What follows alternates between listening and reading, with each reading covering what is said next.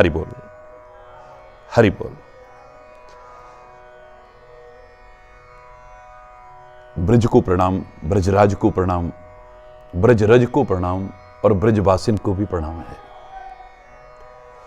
होली के इस पावन पर्व की आप सभी को, समस्त देशवासियों को, संपूर्ण विश्व के अप्रवासी भारतीयों को बहुत बहुत हार्दिक शुभकामनाएं, बहुत बहुत हार्दिक बधाई।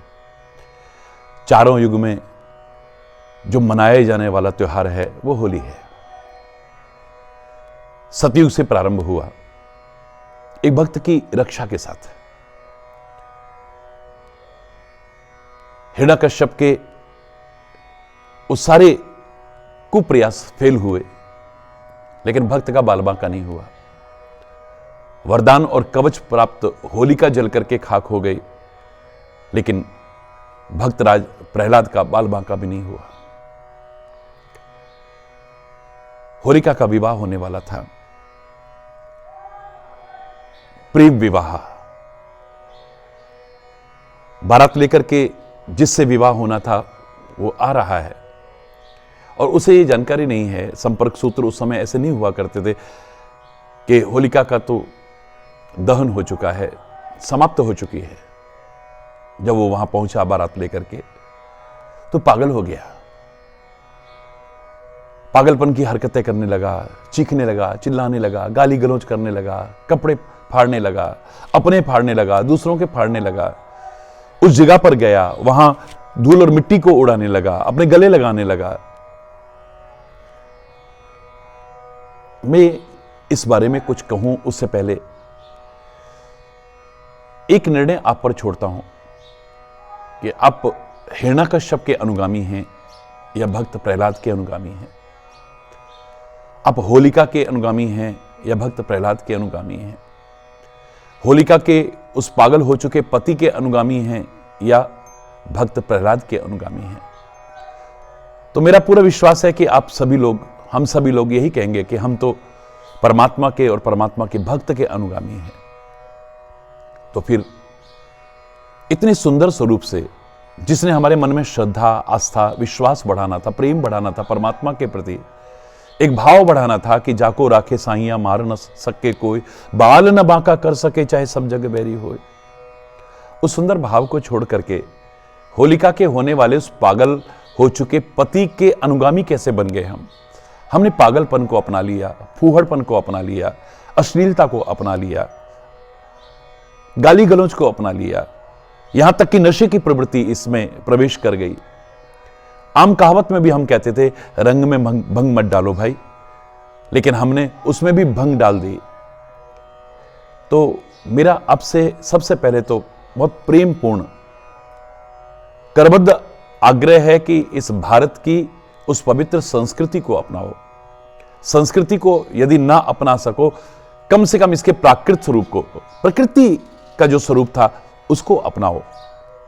यदि वो भी ना अपना सको कोई बात नहीं, कम से कम विकृति को मत अपनाओ। सतयुग में इसका ये स्वरूप सामने आया।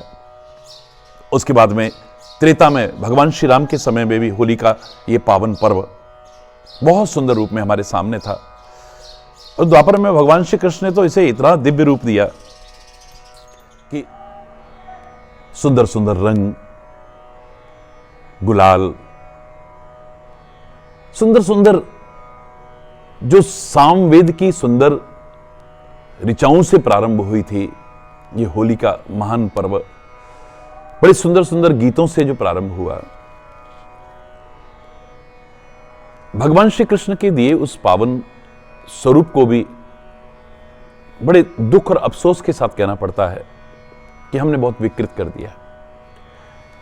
मैं जब बचपन में देखा करता था गाली गलौज करना, कीचड़ उछालना, अब चाहे वो वैसा वाला कीचड़ हो या किसी के पावन चरित्र पर कीचड़ उछालना हो,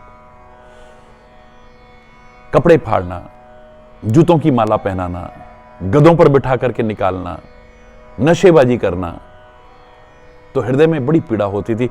हमारे परमात्मा कृष्ण कैसे प्रसन्न हो पाएंगे?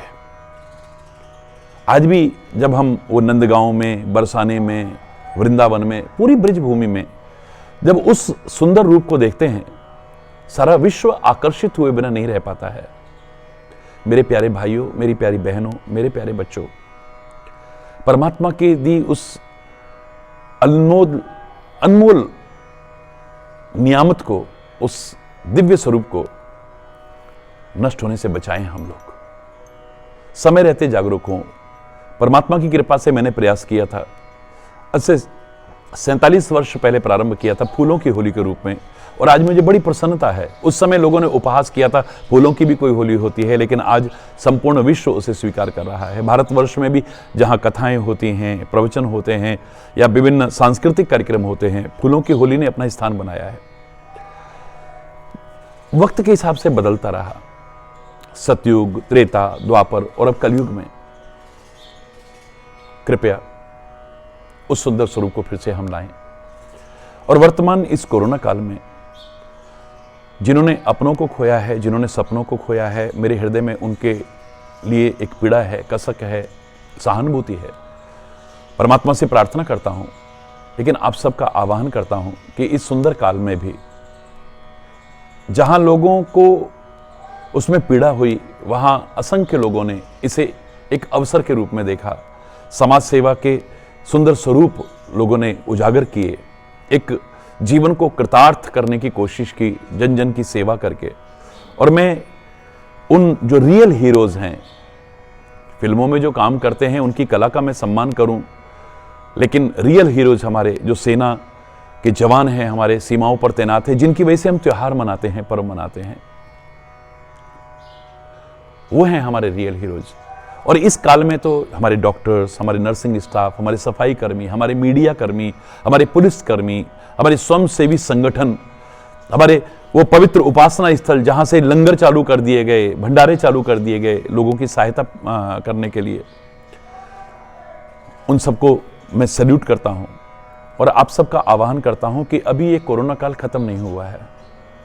वैक्सीन आई है, उन वैज्ञानिकों को भी नमन करते हैं हम बहुत आदर के साथ में, जिन्होंने हमारी जीवन रक्षा के लिए अथक प्रयास करके समय रहते इसको हमारे सामने रखा है। लेकिन फिर से एक बार जो कोरोना के केसेस बढ़ रहे हैं, कहीं ना कहीं हमारी असावधानी को उजागर करते हैं। हमें कोरोना से डरने की नहीं, बल्कि सावधानी बरतने की आवश्यकता है। तो कृपया जहां आवश्यकता न हो वहां भीड़ भाड़ में न जाएं, और यदि कहीं जाना आवश्यक है तो कृपया, मेरी हाथ जोड़ के प्रार्थना है सभी को, क्योंकि लाठी वाला भैया भी कहते हो मुझे, तो मेरे आपसे करबद्ध प्रार्थना है कि प्लीज मास्क जरूर पहने, और आप सोशल डिस्टेंसिंग का जो पालन करने के लिए हमसे कहा गया उसका पालन जरूर करें। एक जो सरकार के द्वारा दिशा निर्देश दिए हैं उनका जरूर पालन करें। वर्तमान में बहुत सहजता से मन की नहीं लेकिन तन की दूरी मनाते हुए हम लोग होली का पर्व मनाएं। ये होली का पर्व वर्ष भर की दुश्मनियों को दूर कर देता था। आज कई बार लगता है कि इस दिन लोगों के मन में दुश्मनियां पैदा होती हैं। बहुत हो चुकी हिंसा, बहुत हो चुकी नफरत, बहुत हो चुकी वैमनस्यता, बहुत हो चुकी कटुता, बहुत हो चुके वैर विरोध। प्लीज अब प्रेम और सद्भाव की होली की फिर से आवश्यकता है। अपने दिलों में एक दूसरे के लिए जगह बनाने की आवश्यकता है। एक दूसरे के दुख दर्द को पहचानने की आवश्यकता है। समाज के उत्थान में अपना योगदान देने की आवश्यकता है। आइए हम सब मिलकर के वर्तमान काल के परिप्रेक्ष्य में सावधानियां बरतते हुए, नियमों का पालन करते हुए, दिलों की दूरी नहीं लेकिन शरीरों की थोड़ी दूरी कुछ समय के लिए बनाए रखते हुए होली का पर्व मिलजुल करके मनाएं।